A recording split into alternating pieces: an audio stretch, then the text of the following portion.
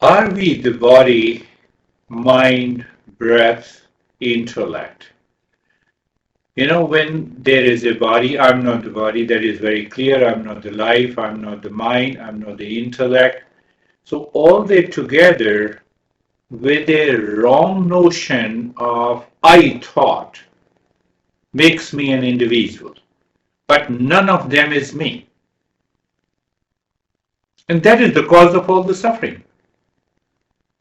So that is me as an individual. And what is an individual? Individual is body, breath, mind, life, intellect, plus consciousness. So we do not want to know what exactly is this consciousness, and I am pure consciousness. Nothing less, nothing more. That is the journey of entire self.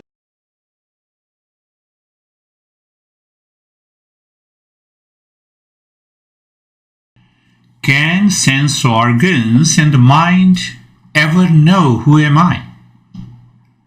In a dark room, senses and the mind do not work. It generally perceives the darkness and still I know I am, without the help of the senses and the mind. If I want to know who am I by senses and the mind, it means one I am is in front of me, another I am.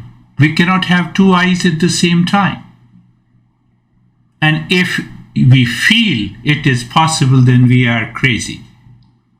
We cannot find. That is why the Master says, learn, listen, practice.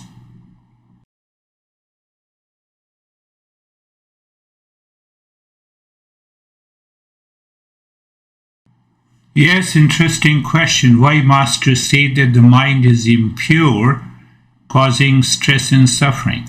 Answer me a simple question. Who has sent you SMS messages, call you to be in anxiety, stress and suffering? No one. And still you find that you are in stress and suffering. How come? Because of the impure mind. What is that impure mind? Impure mind has a strong likes and dislikes, desire for seeking happiness in the world where it is not. And also the reason being utter selfishness in our life.